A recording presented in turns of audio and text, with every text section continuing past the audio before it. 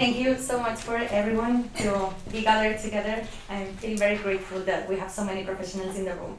So thanks everyone for being here, and thank you to the organization as well. My name is Paula. Today I'm going to be sharing with you, as Chiara introduced you, the different learnings that I've had during my last 3 years being a community manager, and also how my personal experience drove me there, and especially how those experiences changed and shaped the way I see community managers nowadays as a leading and very powerful figure that has the responsibility to bring happiness and joy to all their members. So I'm going to start telling you my story. I was born 25 years ago in Mallorca, but long story short, when I was 18 years old, I moved to Madrid to study advertising and public relations. It was my dream. I was super excited to get into that industry. But as soon as I got into an advertising agency to do my internship, I realized that was not what I wanted to do. And I felt so upset. I was a mess. I thought I had no future. And I had my first crisis, being 22 years old. So here would be the first lesson that I would like to share with you, which is whatever you think is going to make you happy won't always make you happy. So actually you will get there and sometimes you will say, okay, at the end I don't like this. And as community managers, you have to acknowledge that some of your members might think that belonging to your community is going to give them something amazing. And I hope it will. But people is completely different. So maybe they will join your community and then afterwards they will discover that that is not what they actually wanted to do. So as community managers, it is our job to ensure that our members are happy within our community and to learn by asking them what is it exactly that they are getting that is giving them that joy and that happiness. So yeah, I didn't like that advertisement agency. So I decided I would leave, and I didn't decide I would leave to anywhere close. I just moved to New Zealand with my super crisis. And I arrived in New Zealand speaking zero English, having no money, and just being completely lost in my life. So I embraced my 8 hours of cleaning toilets, my 3 hours of learning English in the evenings, and then my long nights studying because I was still at uni, so I had to present all my essays in Spain. And you will say, okay, Paula, well done, great job, leave your job in Spain and move to New Zealand to do all this shit. Well, actually, I was very happy, and I had never been happier in my life. And that is because of one single reason, which is purpose. I arrived there in Queenstown, and I felt that everyone walking down the street were my friends. And it's not because we had much in common. We were actually all immigrants, so that's the main thing we had in common. But we were different ages, different countries, speaking different languages. But we had the purpose of changing our life, of starting from scratch, and we were all seeking new things. So that shared purpose is what made me and the rest of the people who were living there working in touristic jobs, that's why everyone was enjoying their space there. So my take on this one as a community manager and for you to develop a proper job is to find what the purpose of your community is and make sure that everyone is vibrating within that purpose.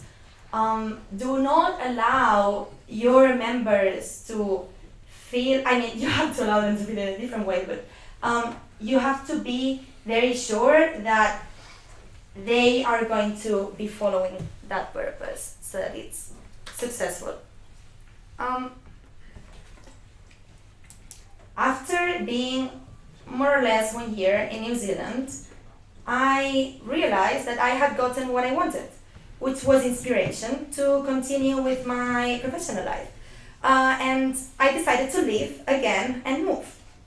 So that was also fine. And this would be my third lesson, which is that once you have played your part somewhere, you are free to go and move on. And this is something that it's needed to be understood for the members. So you will have some members that will be willing to stay with you for years, but then you will also have members that will only need to stay within your community for weeks. And that's fine, because each one of them can give you a different thing. So your job is to understand what types of members you have within your community and what type of cycles each one of them has. So you get to know what they need, so then when they get what they need, they will probably leave you and move on. And you get to know what to get from them, what is powerful that they can bring to your community, no matter their cycle. So moving forward, I went back to Madrid and I had a very clear purpose. I had a very clear inspiration that New Zealand had given me, which is I wanted to bring that amazing experience of living in community to everywhere in the world. And in order to do so, I was going to become a tech entrepreneur, and I was going to develop a software to help communities and to help people find communities around them. In order to do so, I started an MBA, studied how to become an entrepreneur, but I also needed to find a community to test that in. And I was very, very lucky. I found the Impact Hub host community, which is a volunteering program that I think is genius. So my fourth lesson here would be try to have a volunteering program or some kind of scholarship or fellowship program within your community. And this is justified. The people that is going to apply or the people that is going to be supporting you, joining you to work for free while doing volunteering, they are the most passionate members you could ever have. And that's probably the kind of members you want to have within your community. And you are also giving the opportunity to people who are not maybe there yet to be completely a full high stakes member in your community. So having this open door for others is something very positive that I would happily recommend. They will feel that they are exclusive because they have been chosen. They will feel grateful and they will feel very, very motivated. So while I was in Madrid, working at Impact Hub, my favorite part of that were that every Tuesday we would gather all the hosts together and we would just sit down, have cañas, and then go for tapas and just have fun, share our dramas with each other, and we just became friends. And it felt like we were all part of something way bigger, not only a co-working space, but that we were a family. And that is very powerful too. So I would say that the fifth lesson is to schedule joy. If I understand that within a community you need to have a pipeline, you want to drive your members somewhere, but if you leave some time to let them just get together, and as Douglas was saying, let them, rub them together until they become sticky. I love that because that is a great example. And that is what happens when you schedule joy. Even if that is not completely linked to the mission or the purpose of the community, just let them be and let them have fun and become friends. Because through that, people will feel way, way more engaged. And that would lead me to the sixth lesson, which is empower. When your members are already engaged, what you want to do is to delegate on them. They will feel so good and so attached to the community that they will start to come up with their own ideas of activities and things that could be done. So your job here is to not be a control freak, which sometimes if you are event organizer, etc., it's hard to do, but just let them do and delegate. And that will scale your community a lot. And surprisingly, you will find your members organizing events that you could have never imagined that you could have had, or bringing people into the community that you could have never imagined that someone could have brought. So yeah. While being at Impact Hub, I got the opportunity to move to California and work in a co-living space called Startup Embassy in Silicon Valley. And it was a co-living space for entrepreneurs. I was very sad and I was confused. I didn't know if I should go because I was so engaged to the Impact Hub community that I was not sure. And do you remember when with the third lesson I said that we all have cycles and we need to embrace that our members need to keep growing and moving on? Well, this is what Impact Hub did with me. They took me and they said, we are going to be very sad that you're not here, but you have to fly, you need to go, you need to move on. And if you do this with your members, even if it means that you are losing a really good worker, one of your best customers, or even money, but if you are genuine with your members and you allow them to fly, they will always feel grateful. And 2 years after that, I'm still talking about them, and you are all hearing about it. So definitely it has an impact within your community. Just let go of some of them. They will come back at some point. So yeah, I moved to Palo Alto, and I was super scared to manage a community of 20 CEOs from all over the world. Yeah, it was a little bit scary, but I said, okay, I have these 6 lessons that I've learned in the last 2 years, so let's apply them. And how I applied them is, well, first of all, let go of those who are not happy, not bringing happiness to your community, or not receiving that happiness from the community. So there was this guy in the coliving space. He had been the longest customer we've ever had, so he therefore brought quite a lot of money, but he was pretty stressed with his company. It was not succeeding, and he was just spreading all this stress and anger to the rest of the members. So I had to gently kick him off the house, which made the house have a much better environment. And the second one is find your community's purpose. This one was very easy for me. They were all entrepreneurs, so it would be to change the world through technology and startups. But here, there's one more step, which is to really stick with that purpose. We had many applications of people who wanted to stay within our community, but they were not founders, they were not entrepreneurs, and they didn't share 100% that purpose. So even if it was putting in danger the business of the community, so let's say you have the house 50% and you have another 50% that is applying to stay with you, but they do not meet that purpose, then you have to say no. And you might be losing money. But remember, this is a business about community always, and that will pay off at the end, and it did. Then the third one, know your member cycles. Well, you would think that in a co-living space, you want people to stay as long as you can, so that you will get more money and they will get more engaged because they will be spending more time together. That is actually not true. I discovered that we had many members that wanted to come only for a couple of days or a little bit less than a week, and it was a huge opportunity for us to figure out that if we made space for them, we would get fresh stories and new faces every day, so that the people that was in the community would feel like, wow, okay, I get to talk to this guy who I never met, so they don't get bored of seeing the same people all the time. Then second one, they would see the house and feel the community for the first time, and they would be so excited that they would be sharing that excitement all the time. Which means that for those that had been there for 1 year already, they might have become comfortable with the community, and they weren't seeing how special and how joyful and how just lucky we were to be there. So bringing new people that is telling you, wow, you're very lucky, I wish I wouldn't have to leave, makes you think a lot. So that would be the second one. And then the third is that they left lots of reviews. And then suddenly we had more and more people all over the world talking about us. So we got more leads. So yeah, definitely having different cycles and different types of members works a lot. The fourth one is consider volunteers and scholarships. I myself was doing partly a volunteering while working there. And then we had other 3 members that came along that had scholarships. They would always be shiny because of their participation. They would always be above the rest participating because they were feeling special and grateful. So yeah, volunteering and scholarships works a lot as well. Finally, schedule joy. Silicon Valley, as you can probably imagine, is known by the hustling, is known by working hard, and our co-living space succeeded because we were an oasis of that.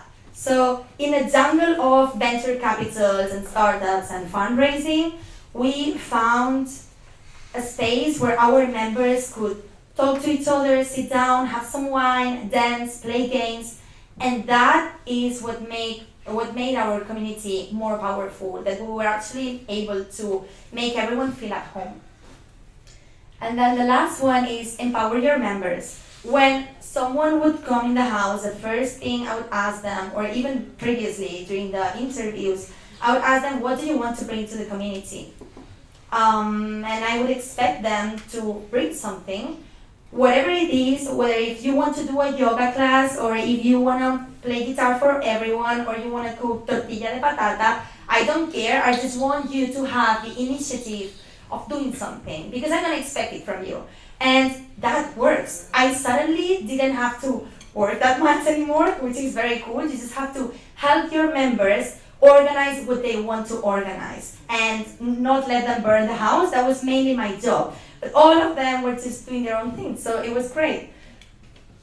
So after that, I again was seeking change. I had done what I needed to do there, and I said, I found the founder of a company, which is We Do, and I don't know if you remember, but before I said that when I went to Madrid, my goal was to become an entrepreneur in tech and develop a tool for communities. While I was in California, I found Witib, which was basically the kind of tool I wanted to develop. So I said, okay, I'm going to join, and I'm going to move to Milan, which is where the company is based, and I'm going to work with them. Well, one thing they did is that they realized the type of member I am and the type of cycles I need in order to be engaged to the community. So they said, Paula, you can travel as much as you want, because we know that every 3 months you need to change. And that's what I've been doing this year. I visited more than 30 cities and 9 countries in the whole world. I've been living many, many different experiences, and I lived in more than 5 cities too for a couple of months. And from that, I gained many insights. And one of them is that I've seen how, not only how people change, and it's that moving, but also the market does. So we started to get many leads from communities that wanted to use our software. Sorry, not from communities, from organizations that wanted to create a community within their organization, and they wanted to use our software. But they were not the right customers. So they didn't fit that purpose. Why? Because they didn't have the community yet. They wanted to get there, and we couldn't offer them that. Our tool was already for communities that were working. So through that, we decided to develop a new product that would allow organizations that don't have yet a community to gather people together and convert that into an engaged group of people. So through the different learnings and lessons that I had in my last 3 years, we developed the following tool, which is called We Do. First of all, it allows your community to have a purpose. It allows a group of people to adopt the mother of community, which is to bring people together, to bring them. It allows your members to be different types and to have different cycles. So people can participate a lot, people can participate a bit, once a year. It works for everyone, so you don't have to worry about that. It schedules joy. It's very important. Remember, it creates space and opportunity for your members to connect in relaxed environments through team building activities. It empowers your members so that you give them the tool, and they are the ones who say what kind of activities they would like to experience and how to organize them. And it allows you to delegate. And it, of course, has a fellowship program. So we every month are giving 1 day of coaching and strategy consulting on community engagement for social impact communities. So yeah, I would completely say that in this last 3 years working as a community management, what I figured out is that if you focus on bringing joy and making sure that your members are happy with what you're giving them and what they are giving you, then you're going to have a successful, scalable community. So I would suggest that we all spread the joy among all of us. We've created a group community within our app. You can download it by scanning the code with your phone's camera, and you would have to insert the ICM Summit code. So you register yourself, you insert the ICM Summit code, and then we can all meet each other, we can all self-organize ourselves and meet in any other time. And I would also love to talk to all of you. I will always answer messages in LinkedIn, which is Paula Bublay, or in mail. It might take some time, but I always reply. And of course, if you're going to be around here, please come talk to me, because I would love to meet all of you. Thank you.